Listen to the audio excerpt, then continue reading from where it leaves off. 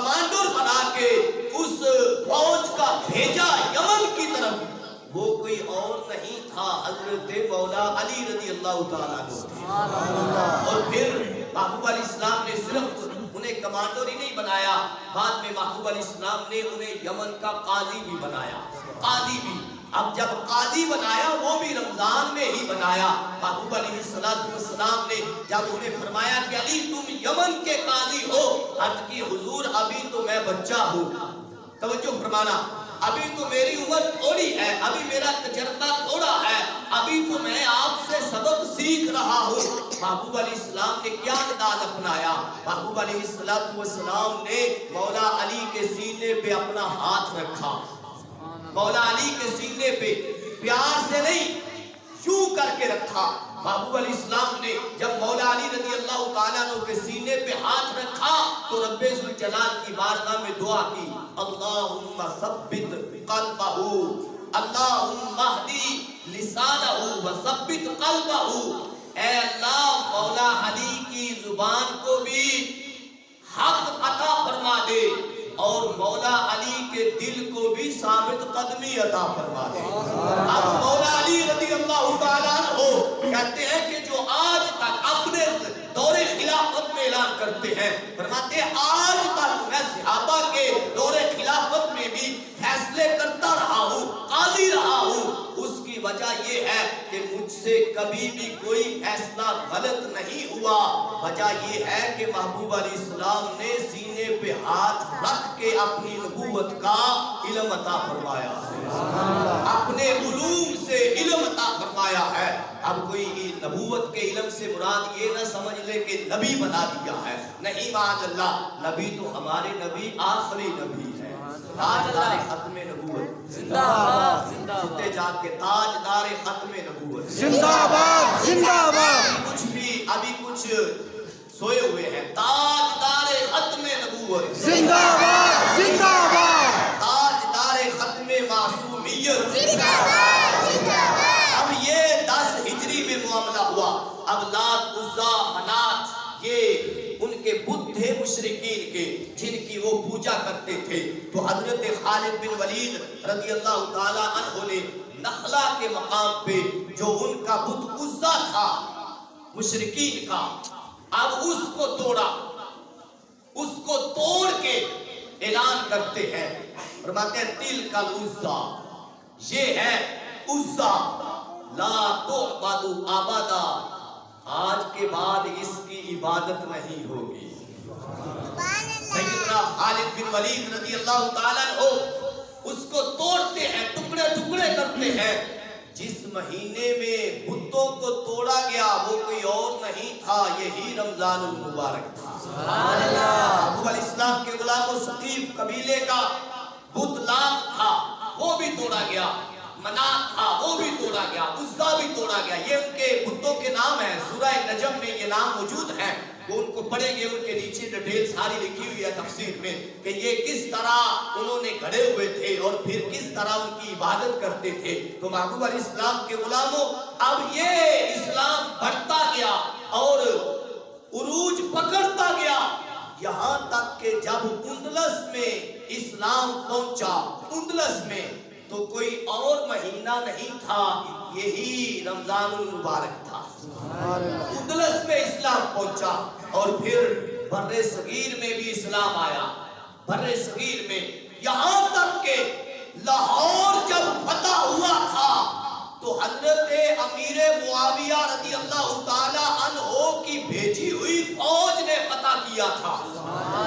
حضرت امیر معاویہ رضی اللہ تعالی عنہ کے دور سلطنت میں لاہور فتح ہوا اور محبوب علیہ السلام کے غلاموں، باب الاسلام سندھ جب فتح ہوا تو کوئی اور مہینہ نہیں تھا، یہی رمضان المبارک تھا۔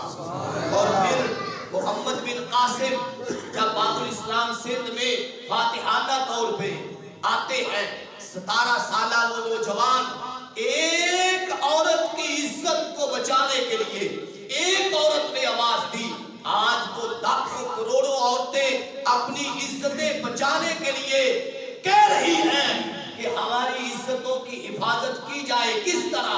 نظام مصطفیٰ نافذ کر کے ہماری عزتوں کی حفاظت کی جائے، مگر کسی کے کام پہ جوں تک نہیں ریگتی، ہر ایک اپنی کرسی کے لیے لڑ رہا ہے۔ آیت الکرسی کے لیے کوئی بھی اقتدار میں آنے کے لیے تیار نہیں، چھوٹے طبقے کا ہو یا بڑے طبقے کا ہو، ہر ایک اپنی کرسی کے لیے لڑ رہا ہے۔ جو آیت الکرسی کی حفاظت کے لیے لڑے اس کو نظام مصطفیٰ کے نفاذ کا مجاہد کہا جاتا ہے۔ سبحان اللہ۔ اور اسلام کے غلاموں، نظام مصطفیٰ کے نفاذ کے لیے اگر آج ہم نے کوشش نہ کی تو یاد رکھنا ہمارا نام تک نہیں رہے گا، ہمارا نام، ہمارا داستان تو دور کی بات، ہمارا نام بھی نہیں رہے گا۔ داستان تو بڑی بات ہوتی ہے لیکن نام ہونا یہ بھی بڑی بات ہے۔ لیکن محبوب علیہ السلام کے غلاموں، المیہ افسوس دکھ یہ ہے کہ آج ہم یزیدیوں کے ہاتھوں میں بک رہے ہیں۔ حسینی کردار ادا کرنے کا وقت ہے۔ تو بہرحال محبوب علیہ السلام کے غلاموں، یہ خالق کائنات جل وعلا نے اسلام کو جب بھی غلبہ دیا ہے تو وہ رمضان المبارک میں دیا ہے۔ آگے رمضان المبارک میں خالق کائنات جل وعلا نے روحانی لحاظ سے بھی یہ اس کو حصہ عطا فرمایا ہے۔ حضرت سیدہ ام المومنین خدیجہ الکبریٰ رضی اللہ تعالی عنہا، آپ کا وصال ہوتا ہے تو 10 رمضان المبارک کو، کتنی؟ 10 رمضان المبارک کو۔ اور پیچھے ہم ایک عظیم خاتون کا ذکر کر چکے ہیں فجر کے درس میں، جس کو سیدات النساء العالمین فی الجنہ فی الدنیا فی الاسلام کہا جاتا ہے، کہ اسلام کی عورتوں کی بھی سردار ہیں، دنیا کی عورتوں کی بھی سردار ہیں، اور جنتی عورتوں کی بھی سردار ہیں۔ حضرت سیدہ طیبہ طاہرہ راکعہ ساجدہ صالحہ عابدہ زاہدہ محققہ مدققہ مدللہ مفسرہ حضرت سیدہ فاطمہ الزہرا رضی اللہ تعالی عنہا، آپ کا وصال بھی 3 رمضان المبارک کو ہے۔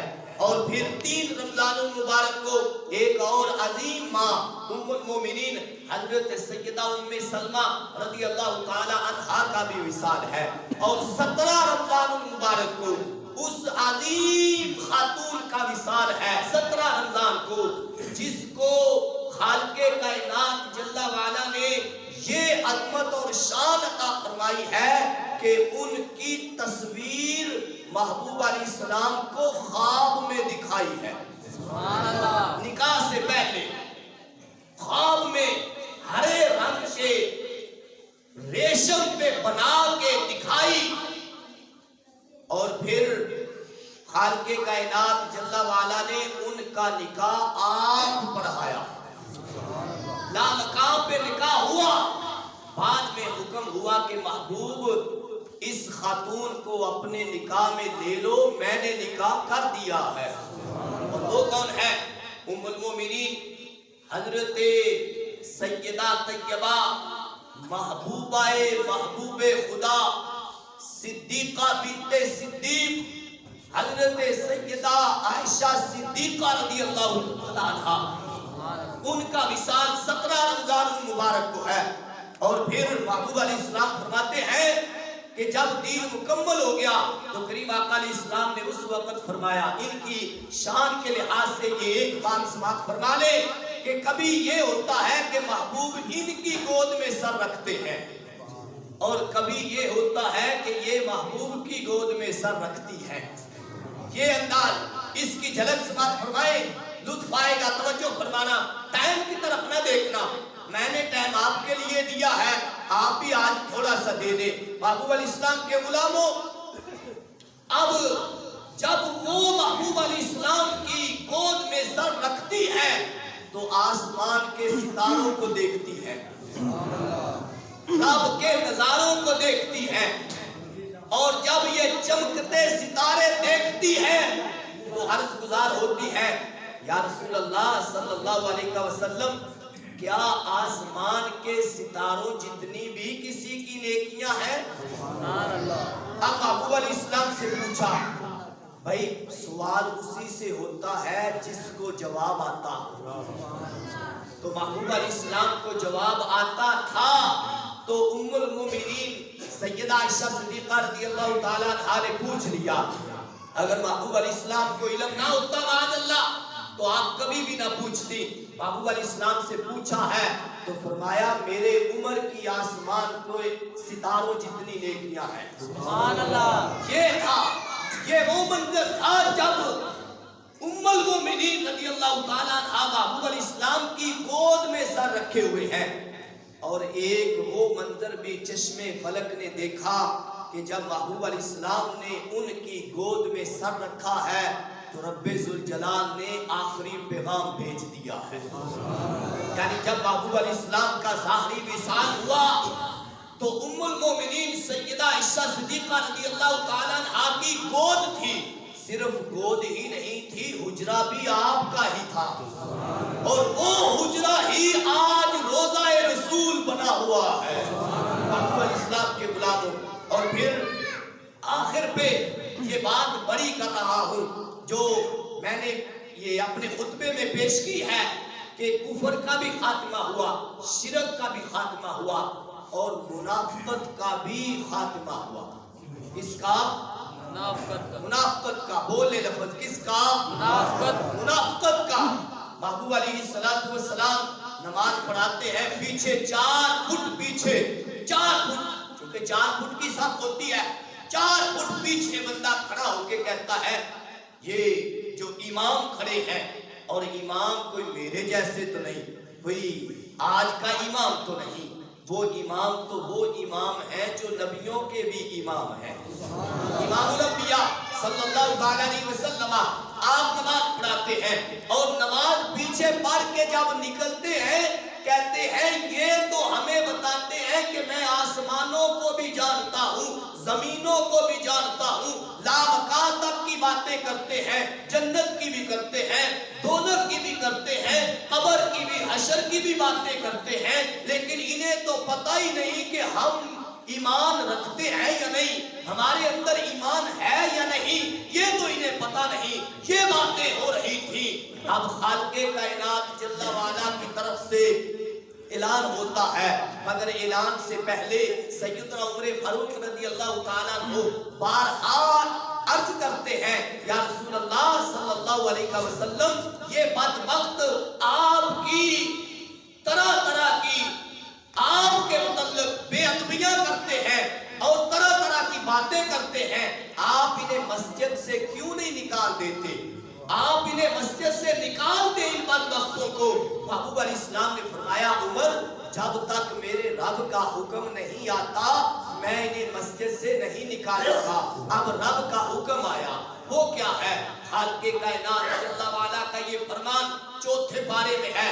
رب ذوالجلال فرماتا ہے ما کان اللہ لیذر المؤمنین علی ما انتم علیہ حتی یمیز الخبیث من الطیب۔ خالق کائنات نے علم رسول علیہ السلام کے منکر کو خبیث کہا ہے۔ علم غیب کا منکر، یہ میری بات نہیں، یہ لیلا مجنو کی داستان نہیں، رب کا قرآن ہے۔ 4 پارہ خالق کائنات جل وعلا کا یہ فرمان ہے۔ رب ذوالجلال فرماتا ہے ما کان اللہ لیذر المؤمنین علی ما انتم علیہ حتی یمیز الخبیث من الطیب۔ محبوب ان کی شرارتیں حد سے بڑھ گئی ہیں۔